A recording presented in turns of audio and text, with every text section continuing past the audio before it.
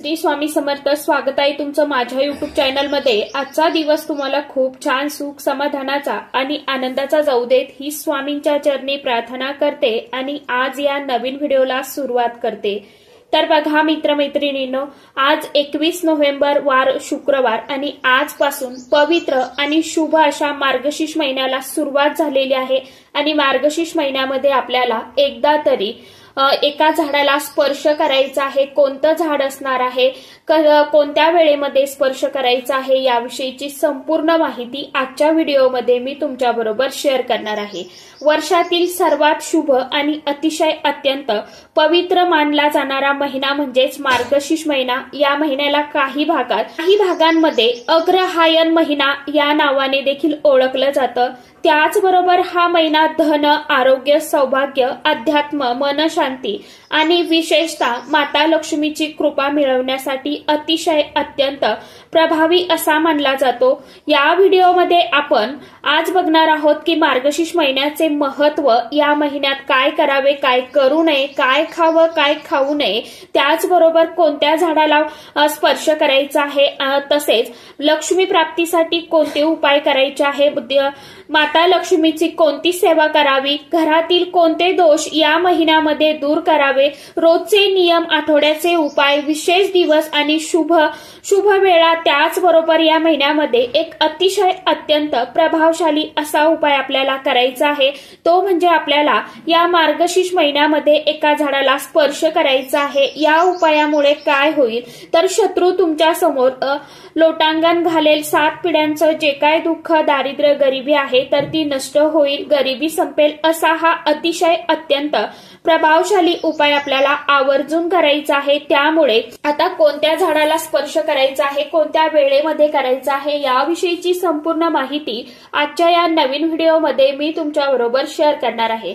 त्यामुळे तुम्ही हा व्हिडिओ स्किप न करता शेवटपर्यंत नक्की बघा. चॅनलवरती तुम्ही जर हा व्हिडिओ पहिल्यांदा बघत असाल तर चॅनलला आवर्जून सबस्क्राईब करा आणि असेच नवनवीन माहितीपूर्ण व्हिडिओ बघण्यासाठी समोरील बेल आयकॉनलाही प्रेस करा. त्यामुळे काय होईल, जेव्हा कधी मी नवीन व्हिडिओ अपलोड करेल तर सर्वात अगोदर त्याचं नोटिफिकेशन तुम्हाला मिळेल आणि तुम्ही एकही व्हिडिओ मिस करणार नाही. तर बघा मित्रमैत्रिणींनो, मार्गशीर्ष महिना हा सूर्य ज्यावेळी वृश्चिक राशीमध्ये असतो तेव्हा सुरू होतो. या महिन्याचे वर्णन भागवत पुराण, विष्णू पुराण, पद्य पुराण, महाभारत, रामायण यासारख्या अनेक ग्रंथांमध्ये आढळते.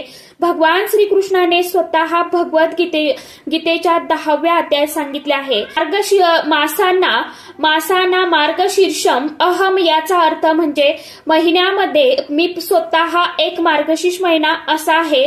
म्हणूनच हा महिना अतिशय अत्यंत शुभ आणि देवतांचा प्रिय असा हा महिना समजला जातो. हा महिना धर्मचरणाचा आणि सात्विक जीवन जगण्याचा महिना आहे. या महिन्यात ध्यान, जप, तप, दान, पुण्य, दीपदान यांना खास करून विशेष अनन्यसाधारण असं महत्व असतं. या महिन्यामध्ये देवी लक्ष्मीची ऊर्जा पृथ्वीवरती सर्वाधिक सक्रिय झालेली असते. कठीण काळात अडकलेली कामे या महिन्यात सहज पूर्ण होतात. मन, बुद्धी आणि आरोग्यावरती सकारात्मक परिणाम वाढतो.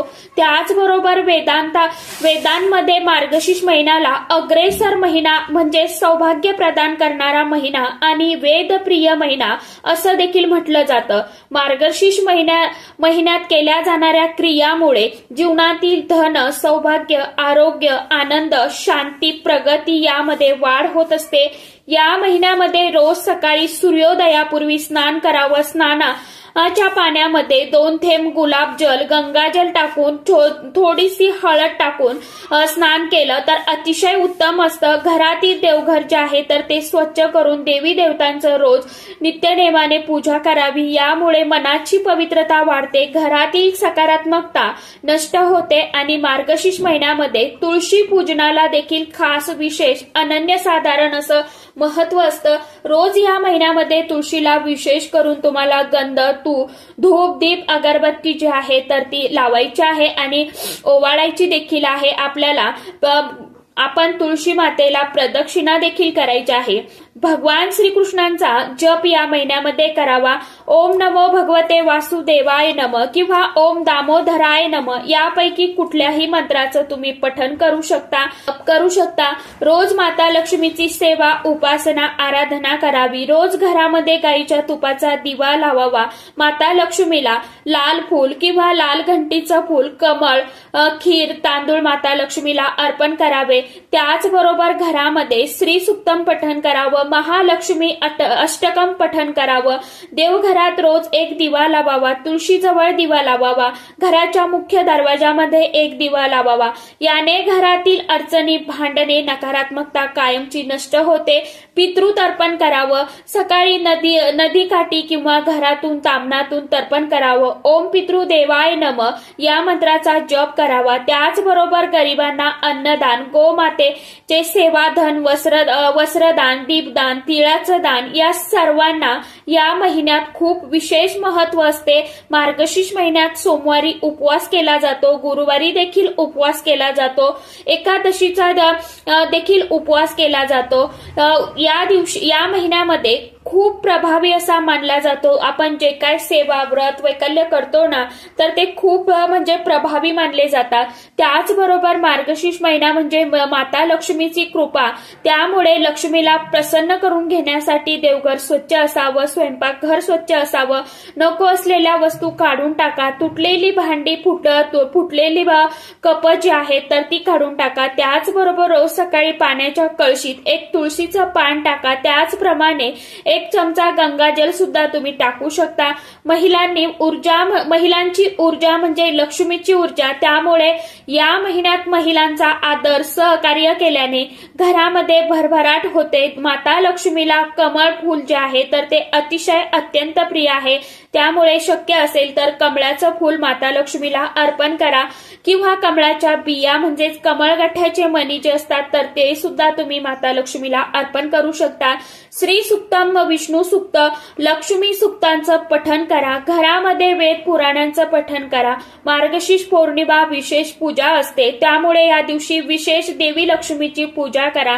झाडे लावणे, झाडांना पाणी देणे खूप पुण्य मिळते, त्यामुळे या सर्व गोष्टी आपल्याला करायच्या असतात। त्याचबरोबर मार्गशीर्ष महिन्यामध्ये खोटं बोलू नका, वाद भांडण करू नका, तुटलेल्या वस्तू घरामध्ये ठेवू नका, झाडू संध्याकाळनंतर घरामध्ये लावू नका, तिखट मसालेदार जड पदार्थ खाऊ नका, मांसाहार मद्य पूर्णतः वर्ज करा, इतरांची निंदा चुगली टाळावी, देवघरात केवळ सुगंधीपणा, रासायनिक धूप अगरबत्तीला टाळावी, घर अस्वच्छ ठेवू नये, अन्न वाया घालू नये, रात्री उशिरांपर्यंत जागरण करू नये, पैशांचे जे खर्च आहेत तर ते टाळावे, गर्व करू नये। त्याचबरोबर तुळशीचं पान रविवारी तोडू नका, स्त्रियांचा अनादर करू नका, झोपाळ वृत्ती, आळस दूर ठेवा, राग धरून जे आपलं वागणं नाही तर ते टाळा। या महिन्यामध्ये सात्विक आहार घ्यायचा आहे। या महिन्यामध्ये तुम्हाला माता लक्ष्मीची पूजा देखील ती करायची आहे। या महिन्यामध्ये तुम्हाला एका झाडाला स्पर्श करायचा आहे आणि या झाडाला जर तुम्ही स्पर्श केला तर तुमच्या जीवनातील सर्व ज्या काही अडचणी, दुःख, संकटे आहेत तर ते नक्कीच दूर होतील। घरामध्ये असणारे शत्रू, दारिद्र्य जे आहे तर ते कायमचे संपून जातील।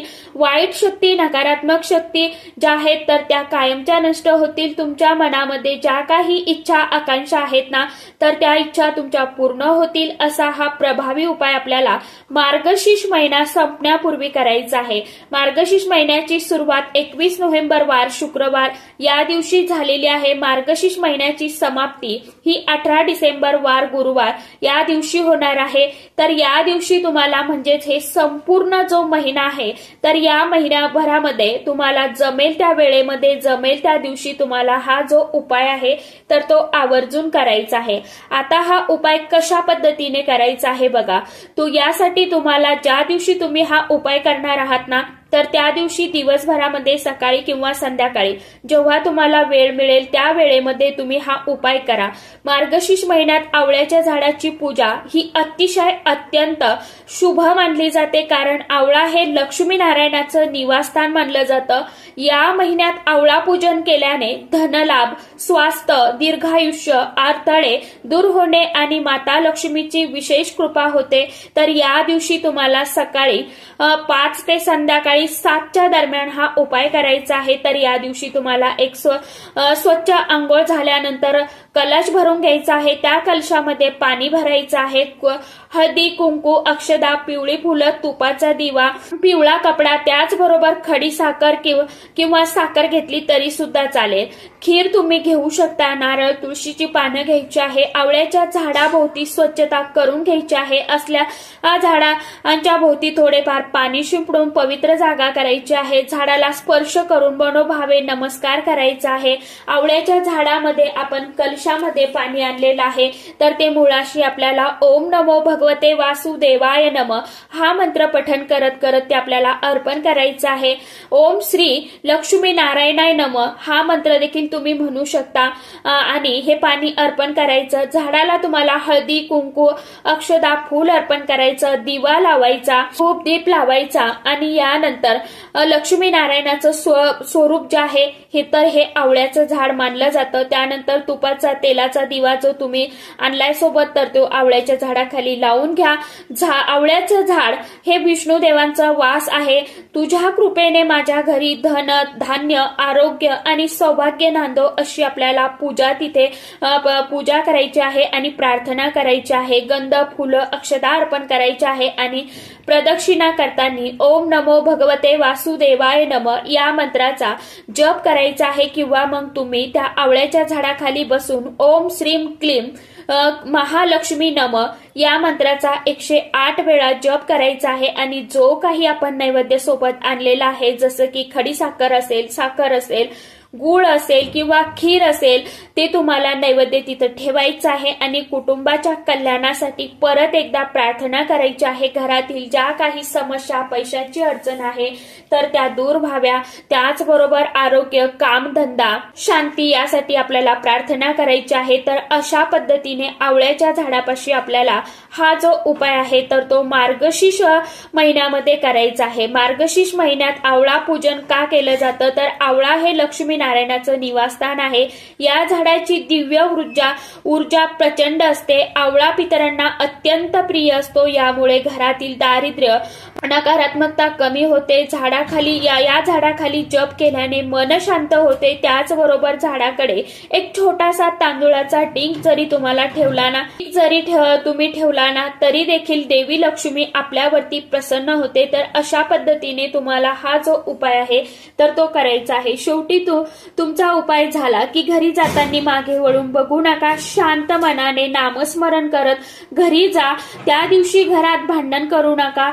शक्य असल्यास गोड पदार्थ घरामध्ये बनवून खावा। असा हा अतिशय अत्यंत प्रभावशाली उपाय जर तुम्ही केला ना तर नक्कीच तुम्हाला याचा अनुभव जो आहे तर नक्कीच बघायला मिळेल। तर सांगितल्याप्रमाणे उपाय करून बघा, मनामध्ये विश्वास ठेवा आणि ज्यावेळी आपण विश्वासाने उपाय करतो, श्रद्धा ठेवून उपाय करतो, सेवा करतो तर त्या सेवेचं, उपायांचं फळ जे आहे तर ते आपल्याला 100% मिळतं। उशीर लागतो काही वेळा परंतु मिळतं। तर चला आजच्या व्हिडिओमध्ये इतकीच माहिती होती। कशी वाटली नक्की सांगा। व्हिडिओ आवडला तर चॅनलला आवर्जून लाईक, शेअर, सबस्क्राईब जरूर करा। परत भेटूया नवीन माहितीसोबत, नवीन व्हिडिओंसोबत। तोपर्यंत सर्व माझ्या YouTube परिवाराला श्री स्वामी समर्थ।